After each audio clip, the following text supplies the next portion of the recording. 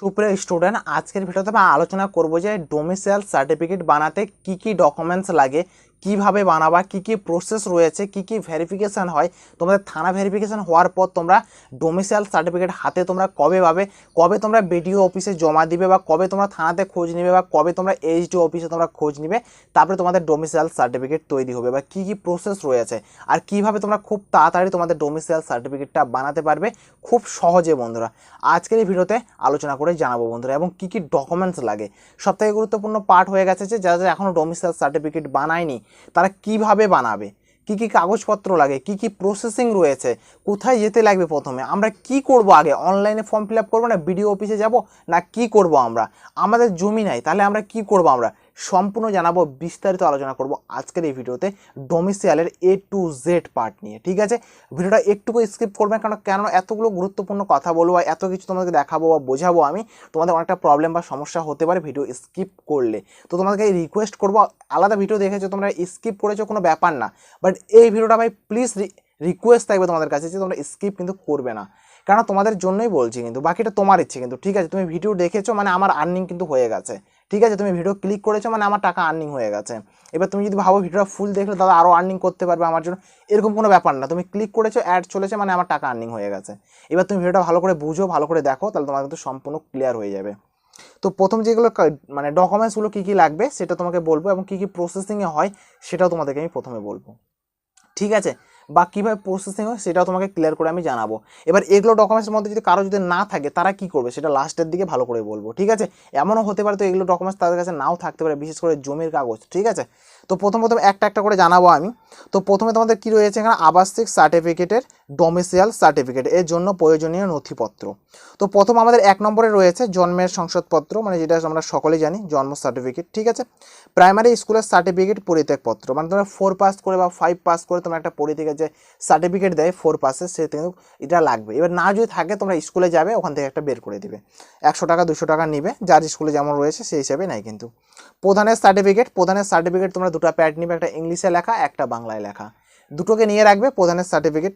ঠিক আছে, আর যারা যারা এখানে মিউনিসিপ্যাল থেকে মানে বিলং করো, মানে টাউন থেকে, এক কথায় পৌরসভা থেকে, তারা তো ইয়ে থেকে নিয়ে নেবে। ঠিক আছে, তারপর আর 4 নাম্বার আমাদের রয়েছে মাধ্যমিকের মার্কশিট। ঠিক আছে, অ্যাডমিট মার্কশিট সার্টিফিকেট, তিনটাই লাগবে কিন্তু, অ্যাডমিট মার্কশিট অ্যান্ড সার্টিফিকেট তোমাদের লাগবে কিন্তু। ঠিক আছে, আমি একটু ফোনটা চার্জে দিয়ে কথা বলি ভাই, তাই জানো না মোবাইলটা সুইচ অফ হয়ে যেতে পারে। ওকে, তো জাস্ট ওয়েট। তারপরে আমাদের এই সাইডে রয়েছে, আমি এইভাবে করে একটু বুঝাচ্ছি, একটু ম্যানেজ করে নিও। ঠিক আছে, তো তারপরে আমাদেরকে লাগবে এখানে আবেদনকারীর ভোটার কার্ডের জেরক্স। ঠিক আছে, তার ভোটার কার্ডের জেরক্স 5 নম্বরে লাগবে, ভোটার কার্ডের জেরক্স, আধার কার্ডের জেরক্স। তাদের লাগবে আবেদনকারী ভোটার কার্ডের জেরক্স এবং আধার কার্ডের জেরক্স কিন্তু। ওকে, 6 নম্বরে লাগবে আবেদনকারীর পিতার ভোটার কার্ডের জেরক্স এবং আধার কার্ডের জেরক্স। কি বললাম, ভোটার এবং আধার কার্ডের জেরক্স লাগবে আবেদনকারী কিন্তু। ঠিক আছে, এটা তো সবার কাছেই হয় ভাই। এবং 7 নম্বরে লাগবে জমির পর্চা বা রেকর্ড। এই জিনিসটা কিন্তু অনেকের প্রবলেম বা সমস্যা হয়, আমি দেখি আমি কিন্তু। ঠিক আছে, তো এর উপায়ও বলবো আমি, যদি না যদি হয়ে থাকে তাহলে তুমি কী করবে। ঠিক আছে, 8 নম্বরে রয়েছে বিজ্ঞাপন পত্রের জেরক্স। বিজ্ঞাপন পত্রে মানে তুমি মানে যেটার জন্য ফর্মটা ফিল আপ করছো, যেটার জন্য তুমি মানে ডোমিসাইল সার্টিফিকেটটা বানাবে, সেটা তোমাকে দিতে লাগবে। অথবা তুমি যদি যে কোনো পরীক্ষা দিয়ে আসো, এসএসসির পরীক্ষা দিয়ে আসছো, বা তুমি যে কোনো একটা পরীক্ষা দিয়ে আসো, তুমি সে পরীক্ষার যে অ্যাডমিটটা রয়েছে বা ফর্মটা রয়েছে ওটা জেরক্স করবা, ওটা লাগিয়ে দিবে, তাও কিন্তু হয়ে যাবে। ঠিক আছে, অত বিজ্ঞাপন দেখার দরকার নেই, তুমি যদি পরীক্ষা যদি দিয়ে আসো তুমি সেভাবে করে বের করে নেবে। ওকে, তারপরে 2 কপি তোমাদের পাসপোর্ট সাইজের ছবি লাগবে, 2 কপি বলেছে, তুমি 6 কপির মতো বের করে নিবে, কারণ পরে আবার কাজে লাগতেই পারে।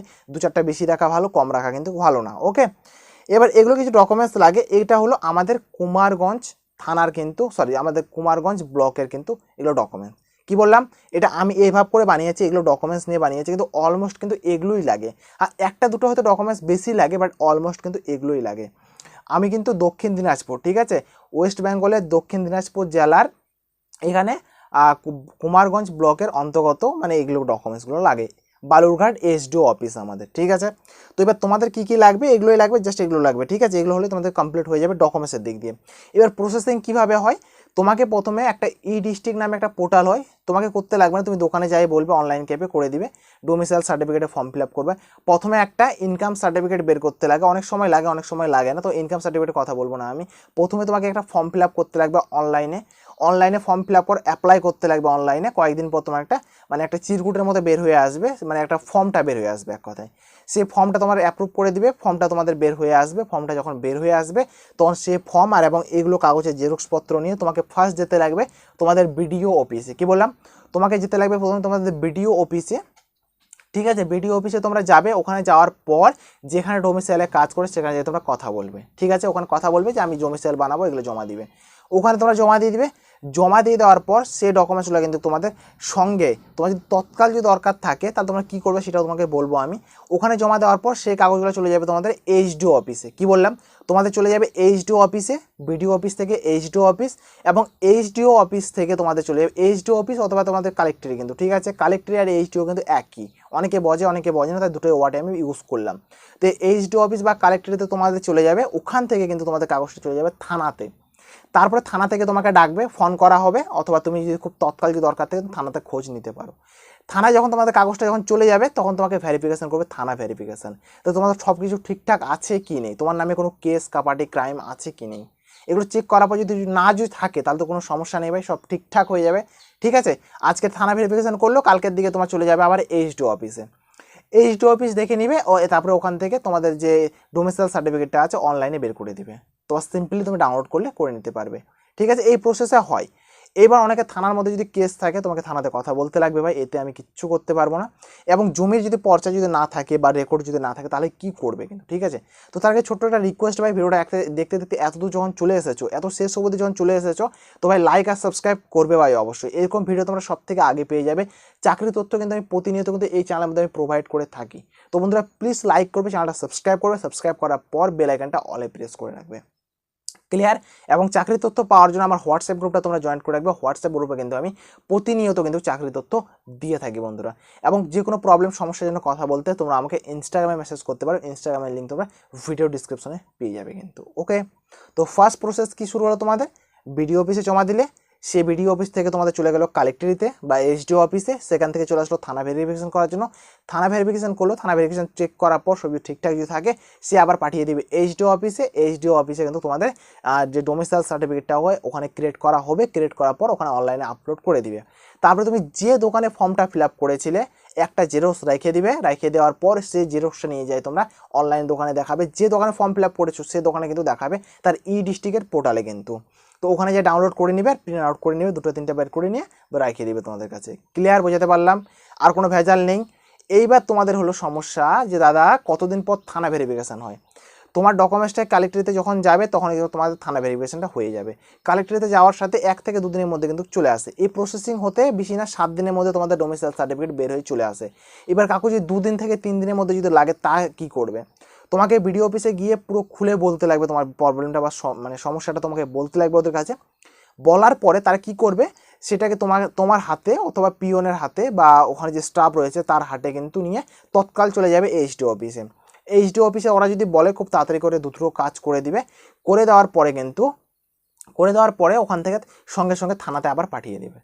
থানা পাঠিয়ে দিল, থানাতে ভেরিফিকেশন করে দিল, পরের দিন আবার মানে 1 থেকে 2 দিনের মধ্যে কিন্তু হয়ে যেতে পারে। তোমাকে যাই বলতে লাগবে, কথা বলতে লাগবে, কি বলবা তোমরা, স্যার আমাকে নিজে দাও, আমি নিজে যাই করে নিব বা করবো। তো স্যার যদি মানে দেয় তো ভালো, আর নাহলে তো প্রবলেম। যেমন আমারটা আমি করেছিলাম, তো আমি স্যারের কাছে রিকোয়েস্ট করেছিলাম আমার তৎকাল দরকার ছিল স্যার আমাকে একটু দেন, তো আমাকে দিয়েছিল, আমি তৎকাল করে নিয়েছি কিন্তু। ঠিক আছে, এরপরে যদি দেয় তো খুবই ভালো হয়। এবার জমির কাগজ আর যদি রেকর্ড যদি না থাকে সেটা কিন্তু তোমাদের এইচডিও অফিস অথবা তোমাকে বিডিও অফিসে কথা বলতে লাগবে। এর মধ্যে কিছু করা যাবে না, কেননা খুবই প্রবলেম, খুবই সমস্যা, জমির কাগজ বা রেকর্ড লাগবেই কিন্তু। এবার তোমাদের যদি যে মানে রয়েছে ব্লক রয়েছে সে যদি ঠিকঠাক যদি ম্যানেজ যদি করে নিতে পারে তো ঠিক আছে ভাই, নাহলে কিন্তু কিচ্ছু করার নেই। তো এগুলো প্রসেসে কিন্তু তৈরি হয়, এগুলো কিন্তু ডকুমেন্টস লাগে আর এইভাবে করে কিন্তু তৈরি হয়। তো এইটুকু একটা আপডেট দেওয়া ছিল বন্ধুরা। তো অবশ্যই তোমরা একটা লাইক করবে, চ্যানেলটা সাবস্ক্রাইব করবে বন্ধুরা। তোমাদের জন্য তো আমি আপডেট দেওয়ার জন্য রয়েছে, আমাদের সময় কেউ ছিল না। আমি 7 দিন লেগে গেছে আমার এটা বানাতে, জানো, 7 দিন না 3 দিন লেগেছিল, কিন্তু আমি খুব দৌড়াদৌড়ি করেছিলাম, জানতাম না একে জিজ্ঞেস ওকে জিজ্ঞেস, বাট তোমাদেরকে পুরো প্রসেসটা বলে দিলাম, তো তোমাদের সব কিছু ঠিকঠাক হয়ে যাবে। আই হোপ তোমরা বুঝতে পারলে বন্ধুরা। তো প্লিজ লাইক করবে, চ্যানেলটা সাবস্ক্রাইব করবে, সাবস্ক্রাইব করলে হবে না ভাই, বেল আইকনটা অলে প্রেস করবে। So thank you for watching বন্ধুরা, দেখা হবে একটা আলাদা একটা ভিডিওতে আলাদা একটা টপিকে। তো বন্ধুরা এতক্ষণ জয় হিন্দ, বন্দে মাতরম।